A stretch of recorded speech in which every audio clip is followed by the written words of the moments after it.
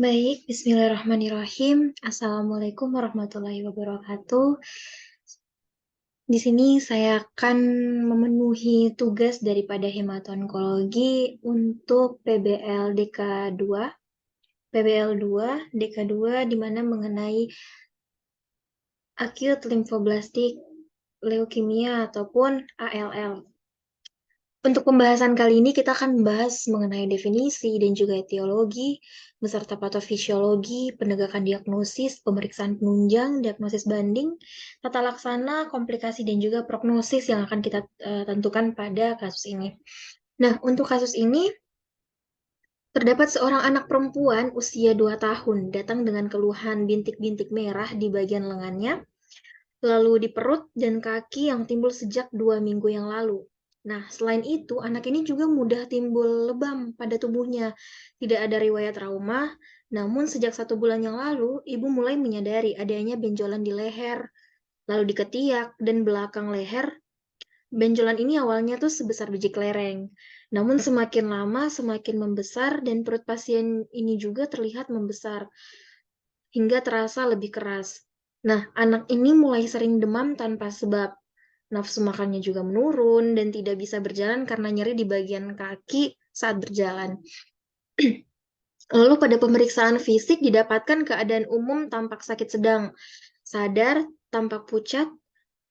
Untuk frekuensi nadinya sendiri 120 kali per menit, frekuensi nafas 30 kali per menit, suhunya 38,9 derajat Celcius.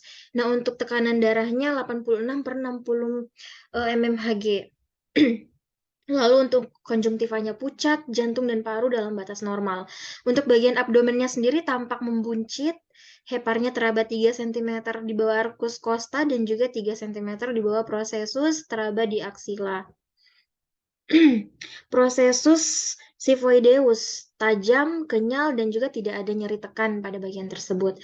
Lalu lien teraba sekitar 2, lalu kelenjar getah beningnya juga teraba di bagian aksila atau bagian ketiak, lalu bagian lehernya juga di bagian inguinal, lalu ukuran diameternya kurang lebih 2,5 cm. Batasnya tegas, tidak nyeri, sulit digerakkan dari dasar, lalu alat geraknya terdapat petekie di kedua lengan dan juga kaki. Nah, untuk itu selanjutnya di sini terdapat eh, pemeriksaan laboratoriumnya juga. Untuk laboratoriumnya sendiri di sini untuk hemoglobinnya 5,5 gram per desiliter, sedangkan itu di bawah kurang dari normal. Lalu untuk hematokritnya sendiri 17%, sedangkan untuk normalnya itu 35-45%. Jadi bisa katakan itu abnormal ya, atau kurang dari yang seharusnya. MCV-nya 80, sedangkan untuk normalnya 82-92, tidak normal juga atau kurang dari yang normalnya. MCH-nya 30, sedangkan untuk normalnya 27-31 normal. MCHC-nya 33%, untuk normalnya 32-36, berarti MCHC-nya normal juga. Leukositnya 40.000 per mikroliter. Sedangkan yang normalnya 5.000 sampai 15.500. Di mana di sini bisa dikatakan bahwa untuk peningkatan leukositnya sangat meningkat.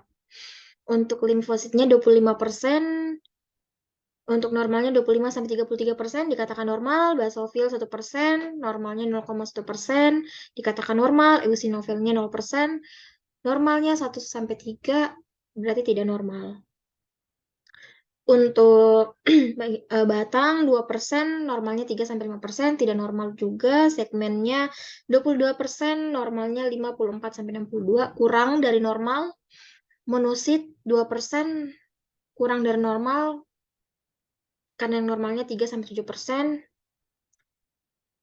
Untuk trombositnya 27.000 per mikroliter, sedangkan normalnya 150.000 sampai 400.000. Berarti kurang dari normal. RDW-nya 14. Untuk hasil pemeriksaan radiologisnya, fotokruris terdapat periosteal reaction.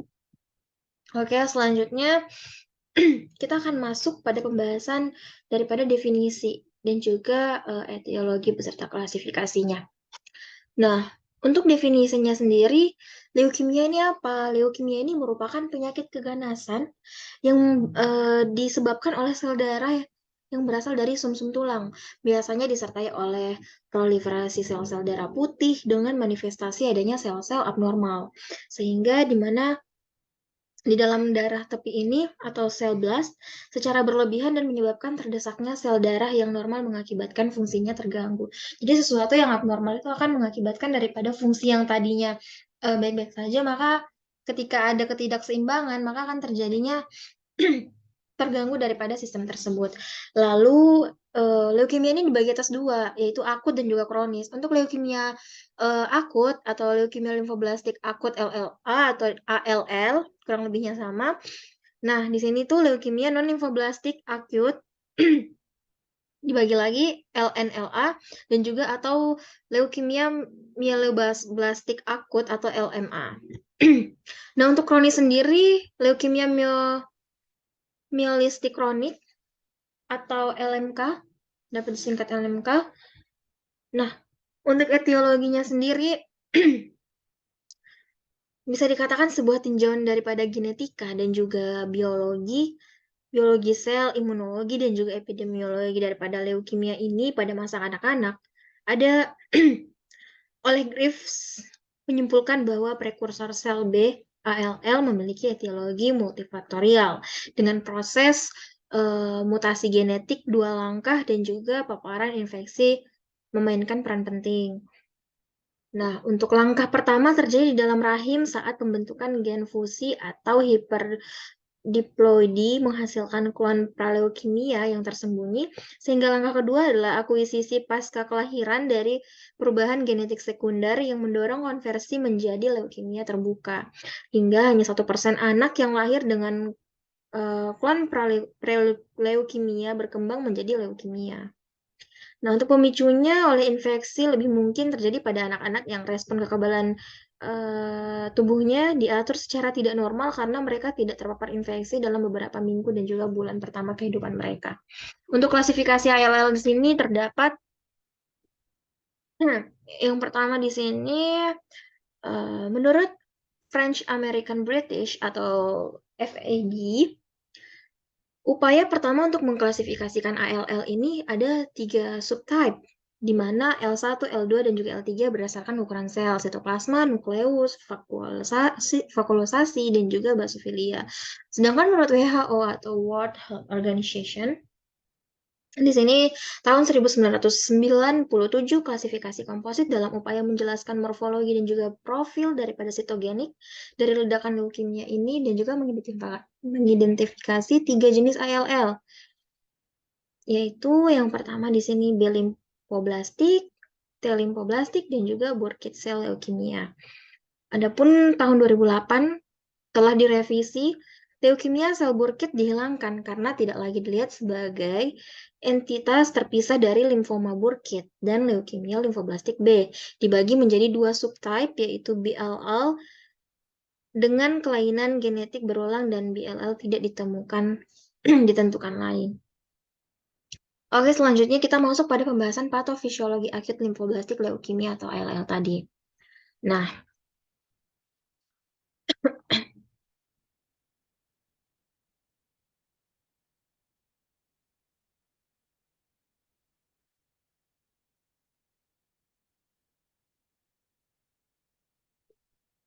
di sini untuk lebih singkatnya, secara patogenesisnya ini daripada blood stem cell ini akan terbagi myeloid stem cell dan juga lymphoid stem cell.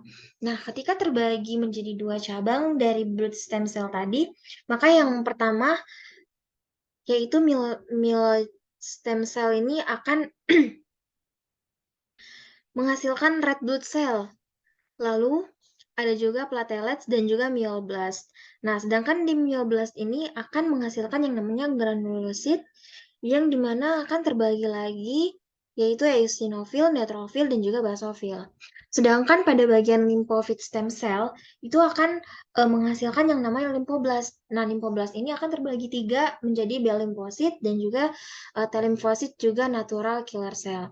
Di mana untuk bagian natural killer cell dan juga pada bagian myoblast dan juga limfoblast ini bisa dikatakan bahwasannya yang telah dibagi tadi yaitu seperti hal white blood cell atau sel darah putih tadi. Nah, untuk singkatnya seperti itu pada patogenesisnya.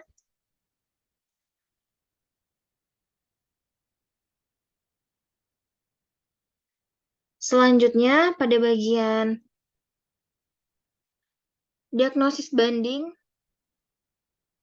ataupun untuk diagnosis bandingnya di sini terdapat beberapa, yaitu yang pertama idiopatik trombositopenia purpura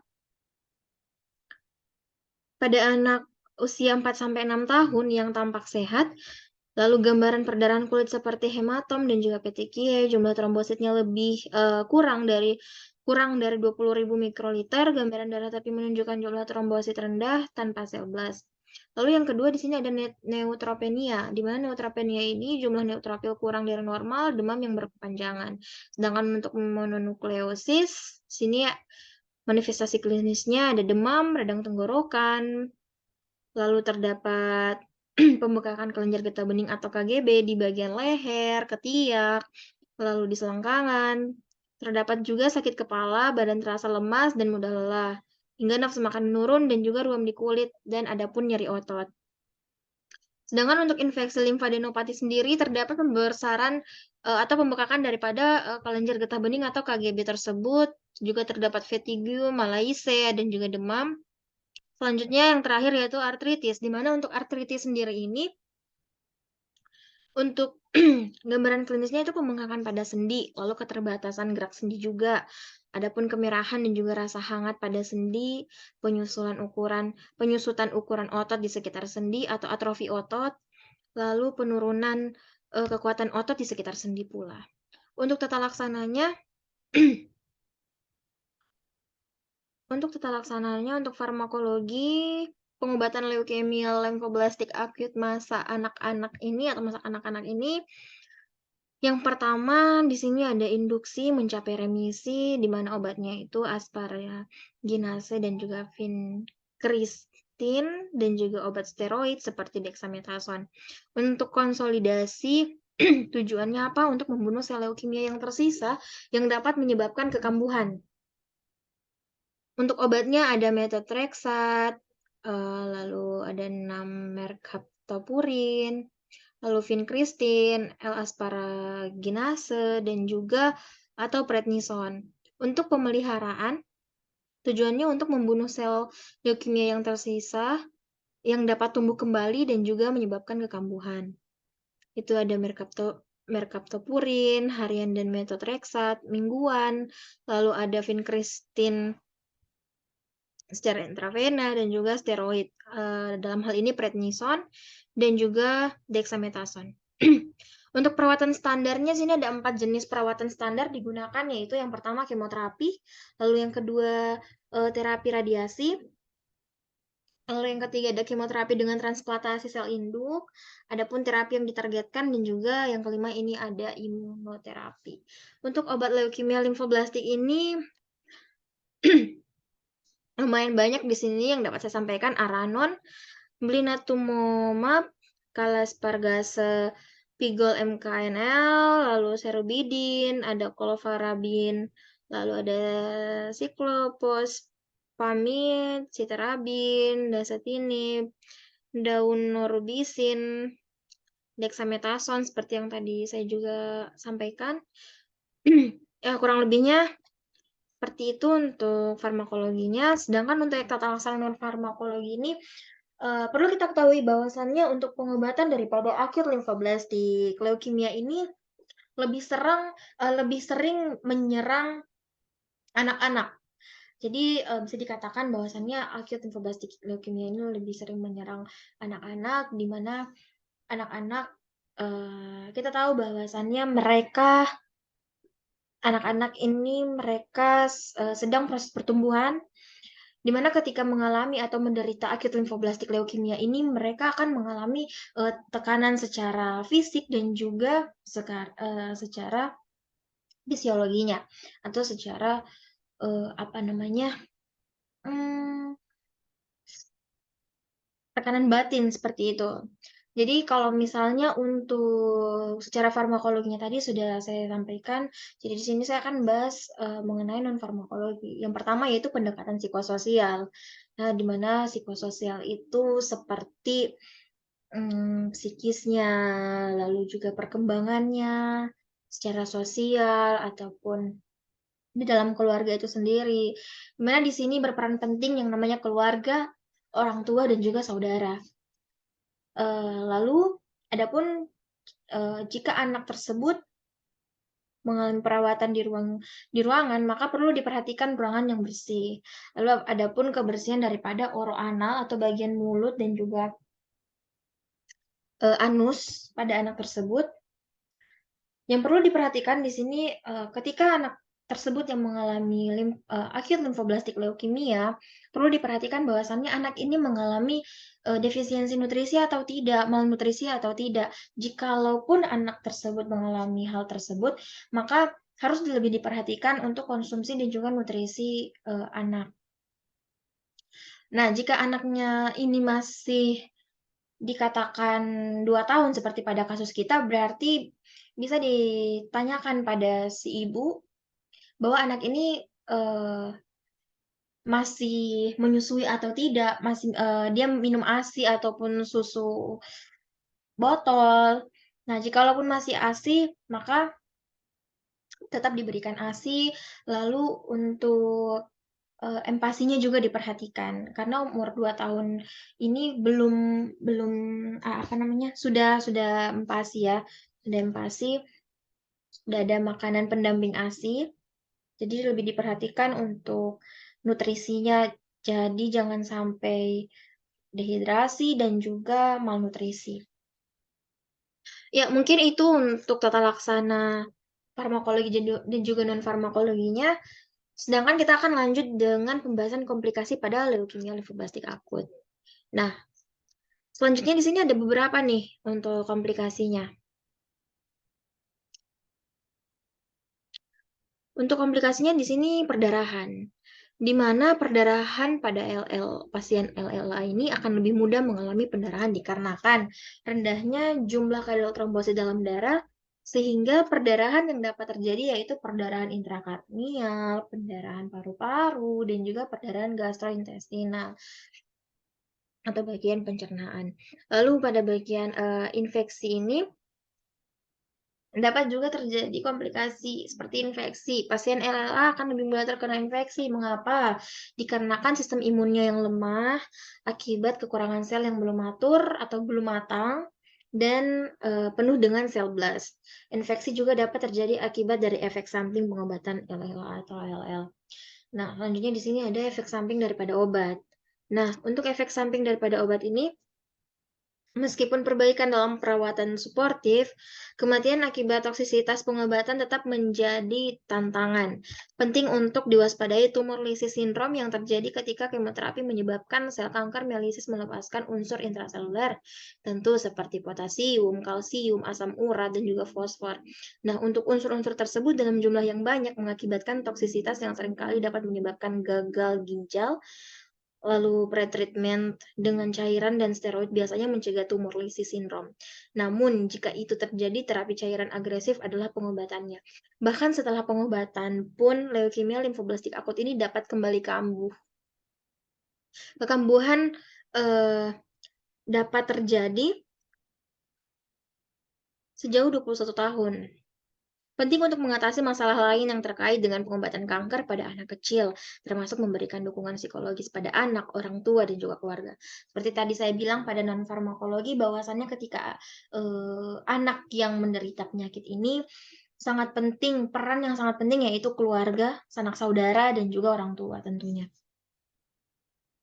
Karena mereka masih proses perkembangan, berkembang, dan bertumbuh.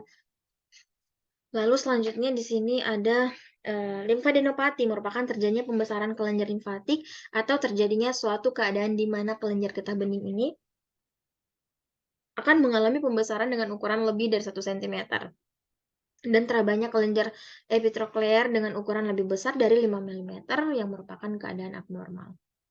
Nah, setelah komplikasi ini, oh iya, selain limfadenopati ada pun splenomegali, di mana splenomegali ini pembesaran limpa, di mana limpa yang abnormal, ukurannya yang abnormal. Setelah komplikasi, maka yang terakhir yaitu prognosis.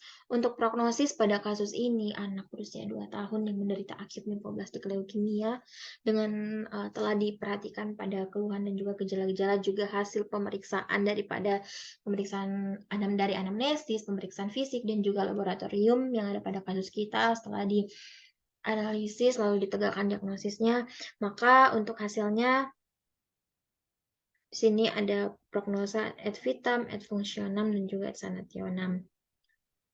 Mungkin itu saja yang dapat saya jelaskan juga paparkan. Kurang lebihnya saya mohon maaf. Sekian dari saya. Wabillahi taufiq wal hidayah. Wassalamualaikum warahmatullahi wabarakatuh. Mohon maaf jika ada salah kata. Terima kasih.